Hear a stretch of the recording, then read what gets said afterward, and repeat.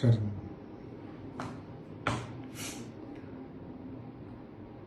అందరికీ నమస్కారం. ముఖ్యంగా గత 2 ఏళ్ల కాలంలో చూసినట్టయితే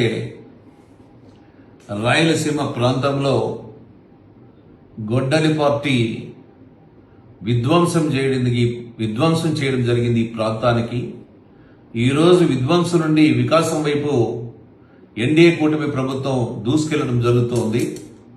అదే క్రమంలోనే చూసినట్లయితే గత 2 సంవత్సరాల కాలంలో రాయలసీమ ప్రాంతానికి చెందినటువంటి ప్రాంతాల్లో ముఖ్యంగా గత 5 సంవత్సరాల క్రితం 2014 నుండి 2019లో కియా పరిశ్రమ రావడం జరిగింది. అనంతపురం జిల్లాలోని వెనకబడినటువంటి ప్రాంతమైనటువంటి పెనుగొండకి. అది తెలుగుదేశం ప్రభుత్వ హయాంలోనే. అదేవిధంగా ఈ 2 ఏళ్ల కాలంలో చూసినట్లయితే శరవేగంగా ఈరోజు పెట్టుబడులు అనంతపురం జిల్లాకి రావడం జరుగుతూ ఉంది, రాయలసీమకి రావడం జరుగుతుంది.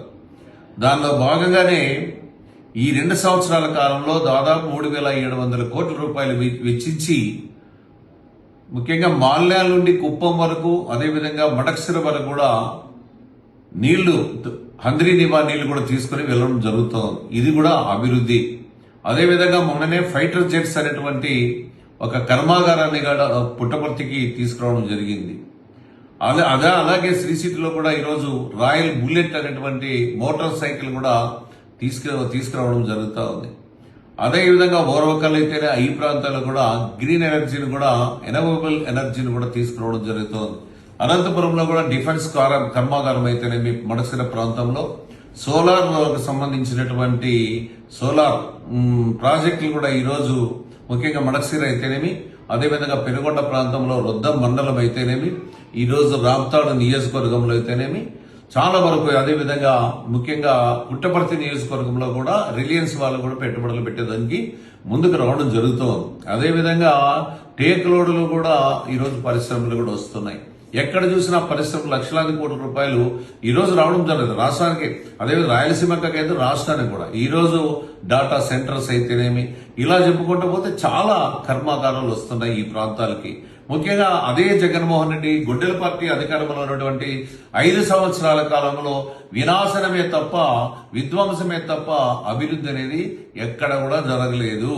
అదేవిధంగా ఈరోజు రాయలసీమ ప్రాంతానికి ముఖ్యంగా కర్నూలుకి కూడా ఈరోజు హైకోర్టు బెంచ్ను కూడా ఇస్తామని కూడా చెప్పాము. ఆ తొందరలో అది కూడా పూర్తి చేయడం జరుగుతుంది.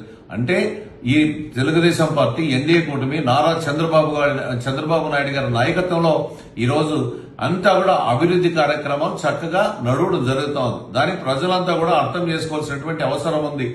ఈ రోజు మావిగన్ అన్న తర్వాత మావిగన్ అనేది ఒక అందరూ నవ్వుకుంటున్నారు. అసలుకి ఇది బుద్ధి జ్ఞానం ఉందా ఇతనికి? ఒక ముఖ్యమంత్రి స్థాయిలో ఈ విధంగా నిర్ణయాలు తీసుకుంటున్నాడు. గతంలో కూడా విధ్వంసం చేసేసి రాష్ట్రాన్ని నాశనం చేసేవాడు, తర్వాత ఇలా మాట్లాడుతున్నారు. ఇలాంటి వ్యక్తి భవిష్యత్తులో కూడా ఇలాంటి వ్యక్తులు వస్తే ఈ రాష్ట్రం ఇంకా ఒక 20 సంవత్సరాలు వెనకబడిపోయే అవకాశాలు కూడా ఉన్నాయి. కాబట్టి విఘ్నులైనటువంటి ప్రజానీకం కూడా అందరూ ఆలోచన చేసి తెలుగుదేశం పార్టీని, ఎన్డీఏ కూటమిని ఆశీర్వదిస్తేనే భవిష్యత్తు రాష్ట్రానికి ఉంటుందని సందర్భంగా తెలియజేస్తున్నా.